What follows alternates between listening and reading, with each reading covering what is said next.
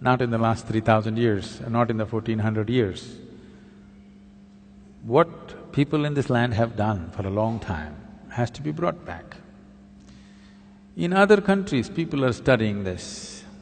If you go to…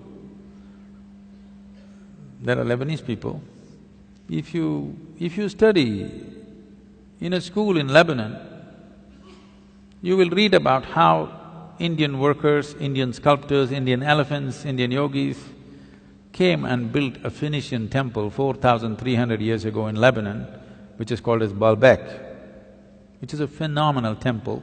4,300 years ago, some of the foundation stones are over 300 tons and there is no granite in Lebanon. They transported it all the way from Egypt, across the canal and up the mountain and put it up there. Indian elephants, workers and sculptors worked. The proof, there's enough proof, but one proof is visually hanging there is lotuses in the ceiling. Indian sculptor has to put a lotus wherever he goes. Where would a Lebanese sculptor have seen a lotus? Obviously there are no lotuses there. So, how many Indian children forget about children, how many Indian grown-ups have heard about this? No.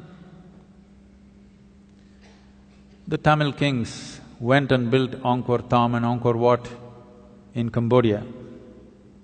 Angkor Thom is the largest religious building on this planet.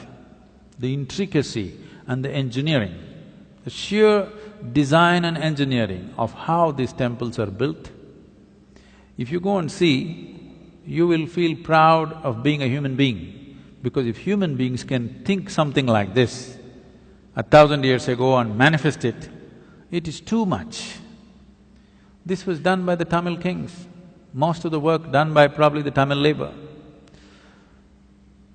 From first standard to 12th standard, does any Tamil child even read a line about this in their history book? No. We only read how we were conquered, raped, looted, beaten by other people. Then if there is no pride, why would you want to recreate it? You need to understand this. A culture or a nation is just an idea. When human beings take this on as an identity, attach some pride to it, it burns through one's mind and into his heart. Now he wants to protect it, rise it, keep it clean, keep it wonderful. If you do not build pride into it, then people will want to avoid it. Everybody will want to avoid it. Now, whatever you think is most successful in the world, you will want to imitate that. Today, our idea of success has become purely economic, not aesthetic, it is not intelligence that we value, it is not wisdom that we value, it is not beauty or aesthetics that we value, it is not spiritual attainments that we value. Who is the big man in Coimbatore, if I ask?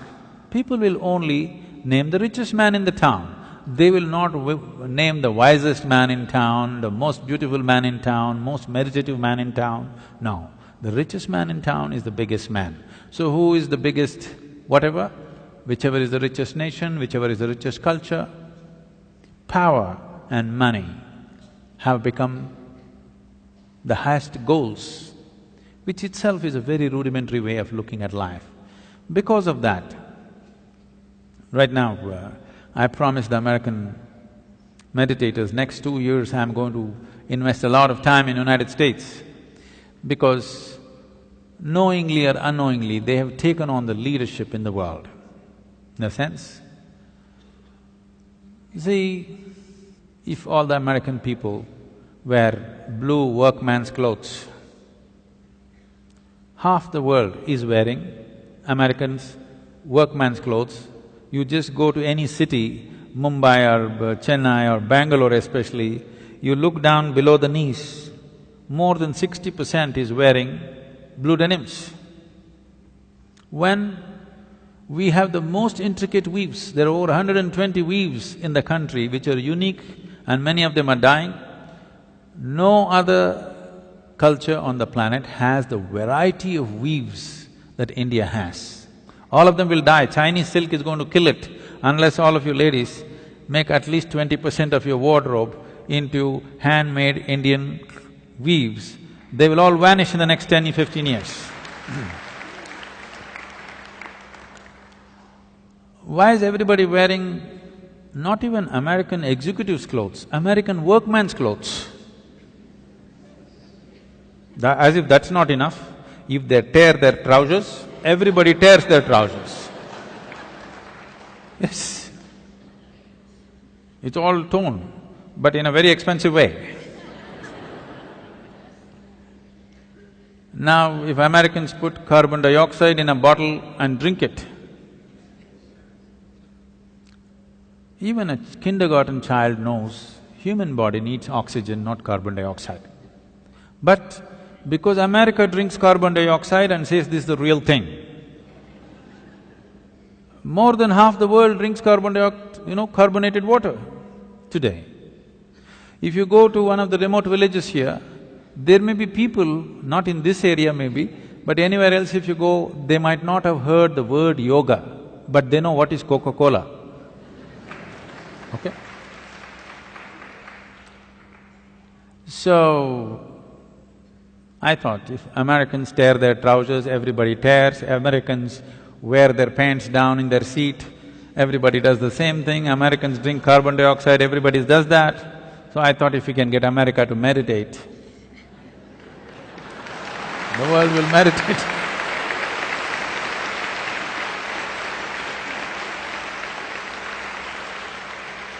So, we are doing a little bit of a big push in the next 2 years in United States. We want America to meditate.